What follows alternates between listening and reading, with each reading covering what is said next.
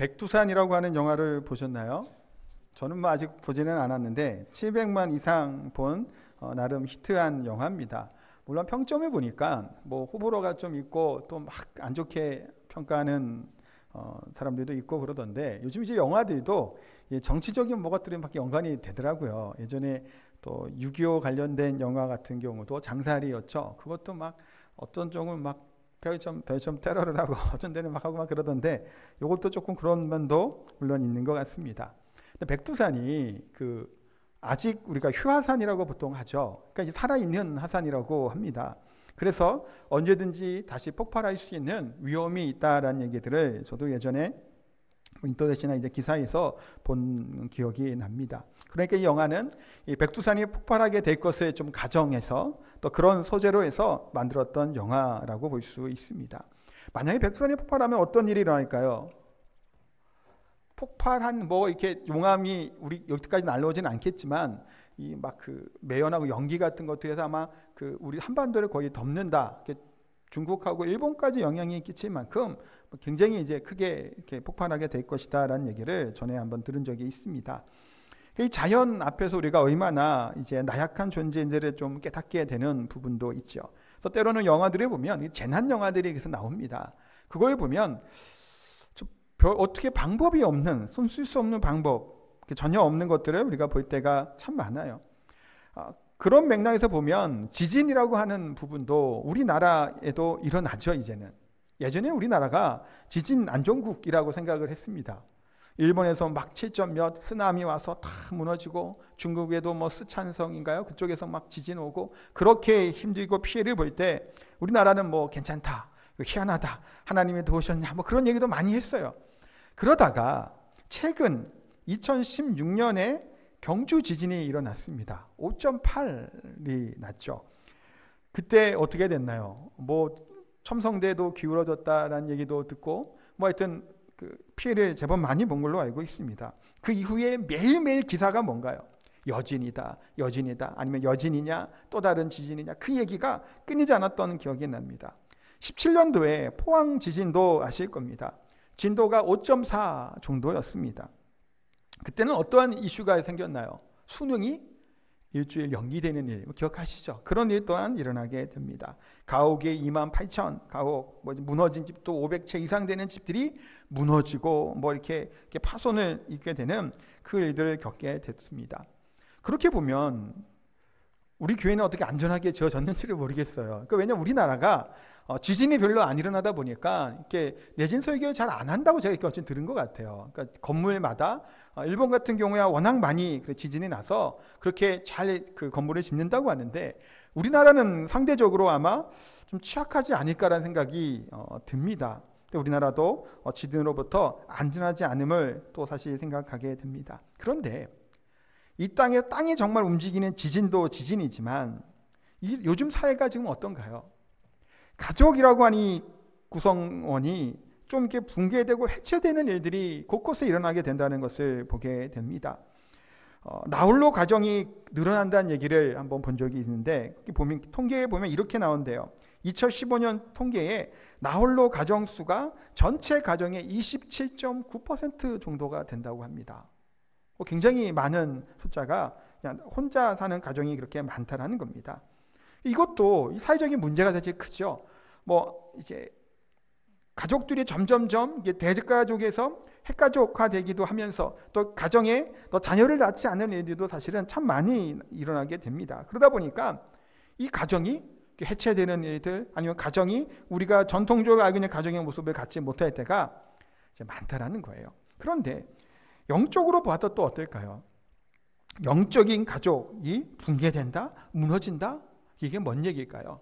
믿음의 가정들을 잃어버리는 경우들이 너무나 많다라는 겁니다. 교회 안에 그냥 나 혼자 가족처럼 나 홀로 신앙생활을 하는 거예요. 나만 그냥 믿음 생활하고, 또 가족들은 다른 신을 섬긴다든가 타 종교로 가는 사람들도 점점 많아지고 있다는 겁니다.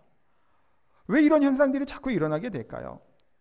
영적으로 이제 가정들이 온전하게 만남과 은혜들이 세워지지 못하는 일들이 정말 많이 생긴다는 거예요. 문인만 그리스도인이라고 얘기를 하지 실상 이 가족들이, 가족 구성원이 믿음의 삶들을 살지 못하는 거예요. 너의 종교가 어디니? 라고 물어본다면 아마도 모태신앙으로 커왔다면 지금 현재 교회를 안 다녀도 이런 얘기를 할지도 몰라요. 난 그래도 기독교인이다, 크리스찬이라고 말할지도 모릅니다. 지금은 교회는 안 다녔으나 주일학교를 다녔고 학생회까지 다닌 보다 보면 이제 그런 얘기를 하죠. 근데 현재는 안 다니는 경우들이 참 많다는 거예요. 지금 이와 같은 문제가 얼마나 심각할까요? 점점 교회 학교의 숫자들은 줄어들고 있습니다. 자녀들도 점점 없는데 믿음의 그 계보를 잊지 못하는 현실을 지금 우리 한국 교회가, 한국 사회가 살아가고 있습니다. 그러다 보니까 영적인 지진과도 같은 심각한 일들이 우리 가운데 일어나는 겁니다. 어떻게 해야 될까요? 믿음의 가정이라는 것이 무엇일까? 믿음으로 가정을 이루어내고 믿음으로 가정이 세워져 나가는 것이 무엇일까요? 믿음의 가정이라고 하면 보통 이렇게 했죠. 나 혼자 신앙생활 잘한다고 내가 믿음의 가정이라고 얘기하지는 않죠. 모든 가족 구성원들이 다 믿음 안에 나아가는 것일 겁니다. 예외 없이 다 예수 그리스도를 구주로 영접하고 또한 신앙생활 하는 가정들이 되어야 될 줄 압니다. 그래서 오늘 고넬료라고 하는 이 사람과 이 가정을 보면서 어떻게 이들은 신앙생활을 했는지 그것을 한번 살펴보고 우리가 교훈을 얻고자 합니다. 고넬료는 어떤 사람인가요? 신분이 먼저는 이방인입니다. 로마 사람이라고 얘기할 수 있겠죠. 그러니까 고넬료의 기본 신앙의 배경과 또 이제 신앙의 유산은 특별히 받은 게 없어요. 로마인이라고 얘기하면 로마의 신은 어떤 신이 있나요? 한 명만 얘기해 볼까요? 로마 신. 제우스. 제우스는 이제 그리스 딱 같은 말이죠. 주피터라고도 하는 이 신들이 있어요. 12신이라고도 하는 그 대단한 신들이 많습니다. 그런데 고넬료는 그런 신을 섬기고 믿었던 것이 아니에요. 어떠한 방법과 어떠한 계기가 있어서 고넬료가 신앙을 생활을 하고 하나님을 알게 됐는지 잘 모릅니다. 그런데 고넬료라고 하는 사람은 로마인이었고 백부장이었습니다. 백부장은 100명의 수하들을 거느린 이제 중간 간부라고 얘기할 수 있습니다. 가이사라라고 하는 지역에 보면 북쪽이에요. 거기에 총독 관저가 있습니다. 거기에 군대를 주둔하는데 아마도 오늘 1절에 보니까 이달리아 부대라라고 얘기하는 걸 보면 아마 로마 사람들 중심으로 된 부대라고 보는 게 맞을 겁니다. 이달리아라고 하는 말은 이탈리아라고 하는 말이에요. 이탈리아, 로마 쪽이잖아요. 그래서 아마도 이 구성원들이 대부분 로마 사람일 확률이 큽니다. 그러니까 로마 사람으로서 이 식민지라고 할 수 있는 이 이스라엘 땅에 와서 그들을 통제하고 다스리는 일들, 그 일을 하는 것이 바로 이 고넬료가 했던 일입니다. 그런데 고넬료는 어떻게, 오늘 본문에 보면 어떤 얘기가 나오나요? 고넬료가 지금 10장 초반절 이 앞부분을 우리가 읽은 본문에서는 예수님이 누군지 알까요? 모를까요? 몰라요. 아직은. 그 상황이 아닌 겁니다. 그런데 하나님이 고넬료라고 하는 사람과 이 가정을 어떻게 하셨나요? 택하신 거예요. 이방인의 첫 이 부흥의 그 시작점으로 고넬료를 택하셨어요.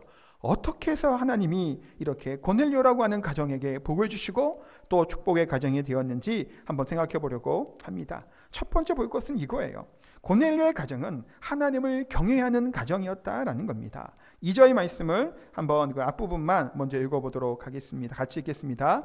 그가 경건하여 온 지방과 더불어 하나님을 경외하며, 이 고넬료는 경건한 사람이었고 온 지방과 더불어 어떻게 했나요? 하나님을 경외하였다라는 겁니다. 고넬료도 하나님을 경건한 신앙인이었고 가정 모두가 다 하나님을 경외하는 자들이었다라는 겁니다. 경외한다는 말이 뭘까요? 공경하다, 존경하다, 두려워하며 또 하나님 존경하다, 이런 의미를 가지고 있는 말이에요.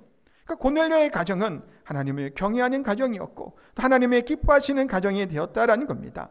또한 고넬료를 볼 때 경건하였다라고 얘기를 할 때는 이 경건이라고 하는 말은 하나님 앞에 예배드리며 하나님께 온전하게 거룩하게 사는 삶을 이야기를 하는 것이죠. 하나님이 고넬료를 특별히 택하시고 이를 부르셨습니다. 하나님께 그 고넬료의 가정에 은혜를 베풀어 주셨죠. 그럼 하나님은 어떠한 사람을 찾고 어떠한 사람을 기뻐하실까요? 하나님이 기뻐하실 사람? 하나님이 부르시는 사람? 하나님이 찾으시는 사람? 그럼 어떤 사람일까요? 요한복음에 보니까 나옵니다. 4장 23절에 보니까 이렇게 말씀하고 있습니다. 같이 읽겠습니다. 아버지께 참되게 예배하는 자들은 영과 진리로 예배할 때가 오나니 곧 이때라. 아버지께서는 자기에게 이렇게 예배하는 자들을 찾으시느니라. 아멘. 아버지께 참되게 예배하는, 영과 진리로 예배하는 자들을 하나님은 어떻게 하신다는 거예요? 찾으신다라는 겁니다. 그러니까 하나님이 고넬료와 이 가정을 찾으시고 택해 부르신 겁니다. 이 가정이 어떤 가정이기 때문일까요? 하나님을 경외하는 가정이었고 하나님을 예배하는 가정이었기 때문에 하나님이 이 가정을 부르시고 택했다라는 겁니다. 우리가 하나님 앞에 나오는 이유가 뭔가요?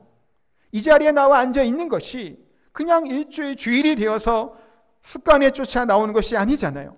하나님을 사랑하는 마음으로, 하나님을 경외하는 마음으로 이 자리에 모두가 다 나와 있는 줄 믿습니다. 이처럼 고넬료의 가정은 하나님을 경외하는 가정이었고 그러기에 하나님을 기뻐하시는 예배하는 가정이었다라고 할 수 있습니다. 또한 33절에 보니까 고넬료가 베드로를 초청을 합니다. 그때 이렇게 말을 하죠. 중반절부터 보면 같이 한번 읽겠습니다. 이제 우리는 주께서 당신에게 명하신 모든 것을 듣고자 하여 다 하나님 앞에 있나이다. 아멘. 지금 고넬료는 베드로를 초청하고 가족들을 다 불러 모읍니다. 친척들도 다 불러 모읍니다. 주변에 아는 사람들을 다 불러다가 뭐 하는 걸까요? 베드로를 통해 주신 하나님의 말씀에 귀를 기울이려고 모여 있다라는 겁니다. 하나님을 예배하는 신앙생활, 하나님 앞에 나아가는 신앙생활, 고넬료는 혼자만 자기 스스로만 신앙생활했던 것이 아니죠. 1차적으로 뭔가요? 온 집안과 더불어 아내와 아들과 딸과 온 식구들이 하나님을 경외하고 예배했다라는 겁니다.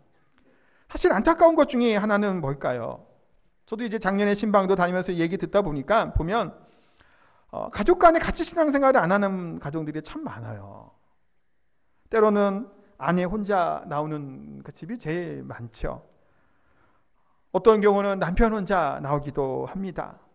부모만 예수님을 잘 믿고 자녀들은 이제 좀 떠나 있는 가정들도 이렇게 보면 참 많아요.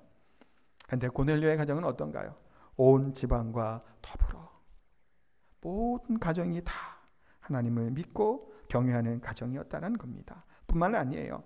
7절에 보니까 천사가 이제 고넬료에게 이제 말씀을 하시죠. 그러고 나니까 그때 고넬료가 하인 둘과 부하 가운데 경건한 사람을 보내서 이제 베드로를 초청한다라고 이제 7절에 말씀하고 있습니다. 그렇다는 얘기는 무슨 얘기일까요?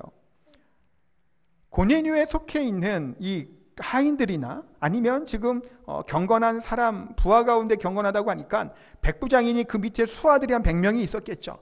그 중에 있는 사람들 중에서 경건한 사람이 있었다라는 거예요. 그러니 고넬료는 자신만 예수님을 믿고 하나님을 믿고 또 하나님을 경외하는 자의 삶을 산 것이 아니라 부대 안에서도 뭐 하는 거예요? 이 하나님의 능력들이 고넬료를 통해서 나타나고 증거됐다라는 겁니다. 그러니 고넬료의 신앙은 뭔가요? 그냥 나 혼자만 잘 믿었던 신앙생활이었던 것이 아니에요. 나중에 24절에도 보면 기다리는 사람들이 많이 나옵니다. 그때 친구도 나오고 친척도 나오고 집안 사람들이 다 모여 하나님께 나온 거예요. 그것이 됐던 이유가 뭘까요? 고넬료를 통해 하나님에 대한 믿음이 그 가운데 들어가게 된 겁니다. 얼마나 놀라운 일이겠냐라는 거예요. 아까도 말씀드렸지만 고넬료는 원래 유대인이 아니에요. 그것도 식민지하고 이제 지배하는 이 나라에 파견 나와 있는 군인인 거죠. 신분을 보면 로마라고 하는 나라는 어떤 나라인가요? 당 시대의 최고의 제국입니다. 유럽 전역을 다스릴 만한 대제국을 이뤘던 나라죠. 그러면 이스라엘은 어느 나라, 뭐 어떤 나라일까요? 편돌이 조그마한, 이스라엘 해봐야 경상도 정도밖에 안 됩니다. 땅이 그만큼 작아요. 그런데 로마 제국을 생각하면 이스라엘이라는 지역 자체는 사실은 별로 크게 가치가 없을 만한 작은 지역이라는 거예요. 그러면 생각해 보세요. 승리하게 한 자신들의 신을 따르는 게 더 쉬울까요?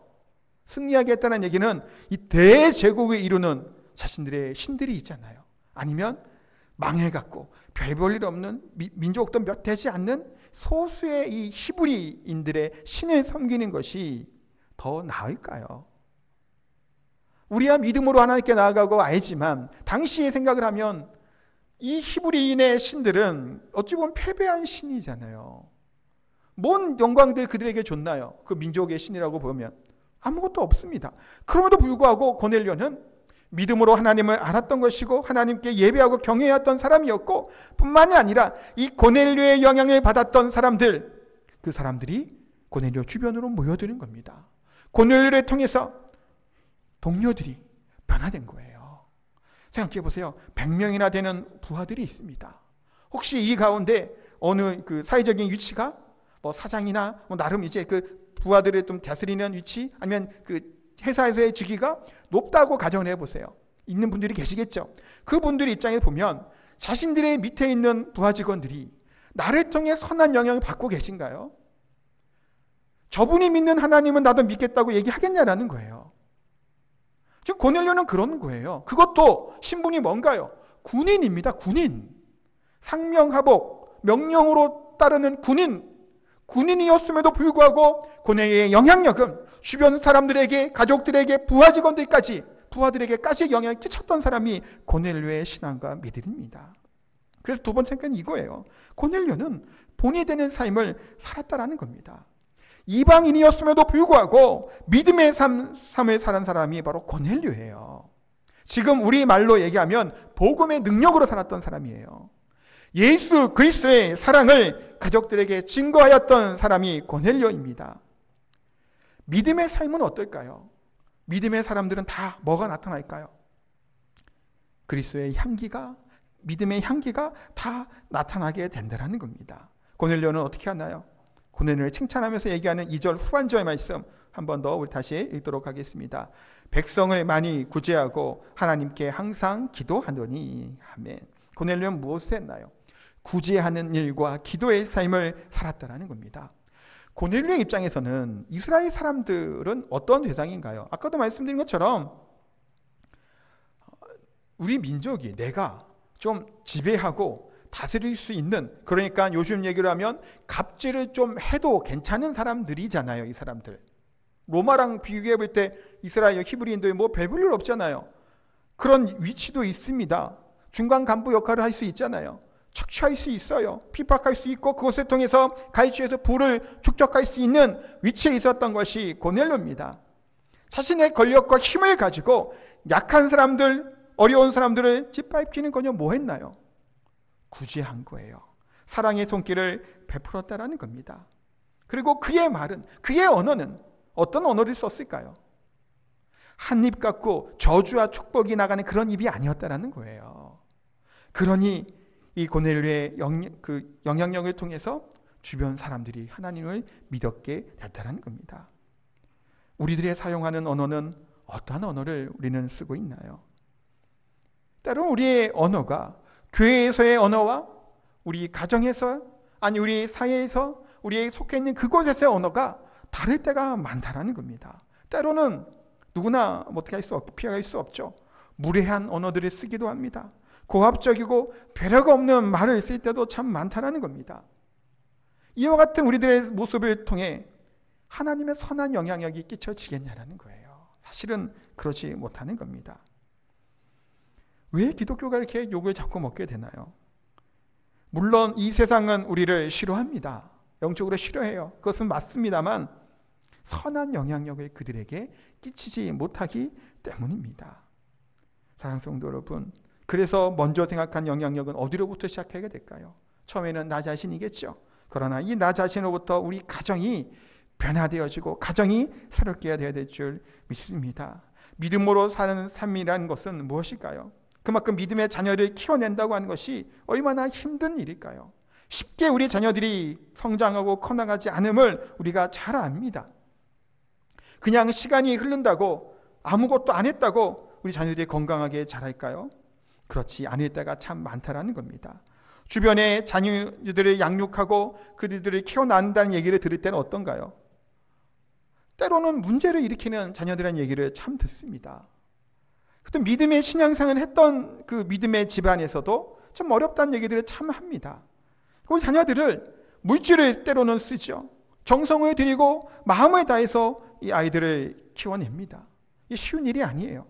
인터넷에 보니까 이런 얘기가 있습니다. 자녀를 낳아서 대학까지 시키는데 얼마 정도 드냐라는 것들을 이제 조사를 하잖아요. 연도마다 조금씩 다르더라고요. 한 3억 정도 든다고 합니다. 자녀 하나가. 그러면 둘, 셋 키우지 않는 이유가 여기 있겠죠. 요즘에 아이들을 안 낳는 이유. 그만큼 돈이 많이 든다는 겁니다. 근데 돈만 많이 들어가는 게 아니죠. 그 아이를 위해 기도해야 되고 그 아이들을 위해 정성과 마음을 들여서 그들이 온전한 길로 가도록 수고하고 애씀이 분명히 있다는 겁니다. 그런데 보세요. 무엇인가를 키운다고 할 때도 얼마나 시간과 정성이 들어가나요?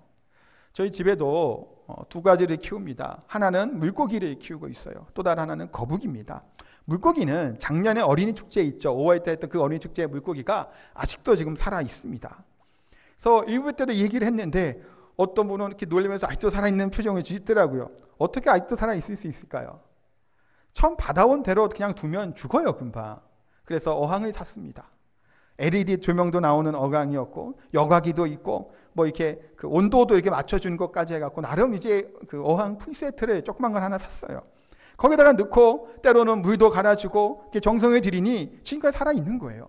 물을 또 갈아줄 때 저는 이제 물을 좀 끓입니다. 한번 끓여서 그 다음 날까지 뒀다가 그 물을 줘요. 나름 정성을 좀 들이고 있습니다.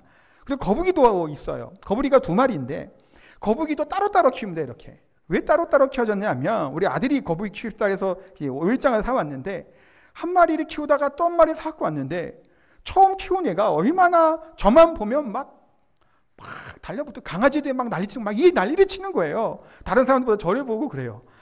먹이를 항상 주니까 제가 막 난리치던 애가 한 마리 더 들어 넣어놨더니 먹지를 않는 거예요. 이 서열에서 밀리는지 어땠는지 새로운 애만 계속 먹고 기존에 했던 애는 먹지도 않고 비실비실 되고 등껍질을 막 벗겨지고 그래서 안 되겠잖아요. 그래갖고 우리 아들이 학교에서 책을 보고 알고 온 거예요. 소금으로 닦아주고 이렇게 해주면 이게 치료가 된다라는 얘기를 듣고 온 거예요. 그래서 제가 소금으로 거북이를 싹 닦아서 둘이 분리시켰어요. 왜냐하면 얘가 약하니까 안 먹잖아요. 굶겨 죽일 수도 없고 살아있는 애니까. 2개로 해갖고 또 물도 갈아줍니다. 소금으로 매번 할 때마다 얘는 소금으로 닦아줘요. 아직도 비실비실 되는데 생명이 길더라고요. 그 애들이 계속 하고 있어요. 누가 키우나요? 이 2개째 다. 다 제가 키워요. 아니 그럴 수밖에 없는 게 제 아내는 되게 무서워요. 이런 거. 못 만지겠대요. 이런 거. 물고기도 마찬가지고 거북이도. 그러니까 만지는 건 저밖에 없어요. 근데 애들이 고양이랑 강아지도 키우고 싶대요.